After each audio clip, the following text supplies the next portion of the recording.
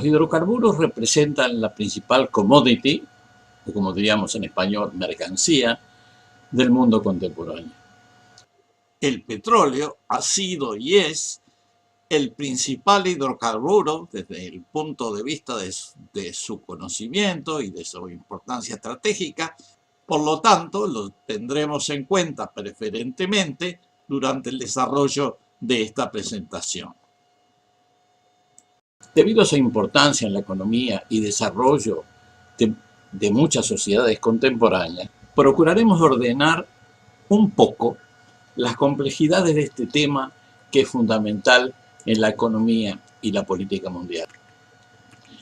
Los hidrocarburos son fundamentalmente compuestos de carbono e hidrógeno, con diferentes grados de elementos secundarios, por ejemplo azufre.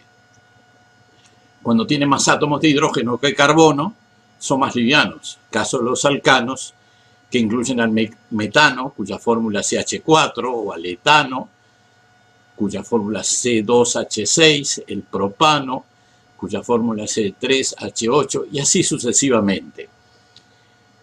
Y en la presión atmosférica normal, en la superficie, se presentan como gases. A medida que disminuye la relación hidrógeno-carbono, tiende a aumentar la densidad y comienzan a presentarse como líquidos. De todas maneras, su densidad sigue siendo menor que la del agua y tienden a ascender en el subsuelo. Eso pasa cuando hay condiciones para su flujo ascendente. El metano es menos denso que el aire y por lo tanto tiende a subir. Por su lado, el propano y el butano, que son más densos que el aire, cuando se escapan tienden a bajar a nivel del suelo. Del mismo modo, al aumentar la proporción de carbono y disminuir la proporción de hidrógeno, tiende a aumentar la viscosidad. Eso determina la diferencia de los principales petróleos. Los livianos que son menos densos, menos viscosos, que son más fáciles de procesar, y los pesados, que son más densos y viscosos y más difíciles de procesar. El más liviano es el gas natural, y los más densos y viscosos son los bitúmenes, lo que se llaman las tar sands en inglés o las arenas alquitranadas. La localización geológica de los yacimientos es variada, porque hay muchos ambientes cuya interpretación depende de la teoría que se acepte para su origen. En realidad hay dos teorías, la biogénica, el petróleo es de origen fósil, y la abiogénica, el petróleo es de origen mineral. La teoría biogénica implicaría existencias limitadas a las rocas sedimentarias, solo en la parte superficial de la corteza terrestre. En cambio, la teoría abiogénica implicaría existencias prácticamente ilimitadas porque provendría del manto de zonas más profundas cuyos volúmenes son inmensos. En la naturaleza se dan dos tipos de formaciones.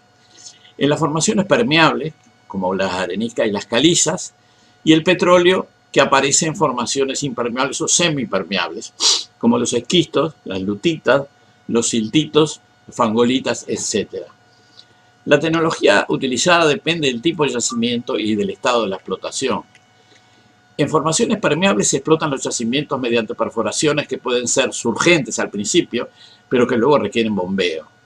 Hay diferentes tecnologías, según sea onshore, en la perforación y la explotación, o offshore, o sea, en el mar, con diferentes costos, o en el agua, con diferentes costos de instalación y operación. En formaciones de baja permeabilidad o impermeables, se utiliza la fracturación hidráulica, el fracking. En los hidrocarburos más pesados pueden usarse métodos de excavación de formaciones con hidrocarburos que requieren además procesamiento. Caso de las arenas petrolíferas de Athabasca, de Canadá. En este video hablaremos principalmente del petróleo líquido. En otro video hablaremos del gas natural, que tiene algunas importantes diferencias, tanto geológicas como tecnológicas y comerciales, con el petróleo líquido. Desde el punto de vista geográfico, los principales yacimientos están ubicados en los alrededores del Golfo Pérsico. Arabia Saudita, con su gigantesco yacimiento de Ghawar, que produce casi 4 millones de barriles diarios, de los 11 o 12 que produce Arabia Saudita, Irak, Irán, los Emiratos, Kuwait, Qatar, etc.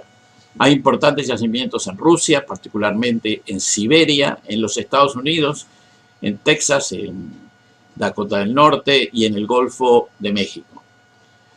Los yacimientos petrolíferos se localizan en muchos lugares. Mencionaba el Golfo, y prácticamente todos los países producen grandes cantidades de petróleo, todos los países del Golfo. Y en Rusia, que sobre todo produce el petróleo en Siberia, la península de Yamal, en el Extremo Oriente, en el Mar Caspio.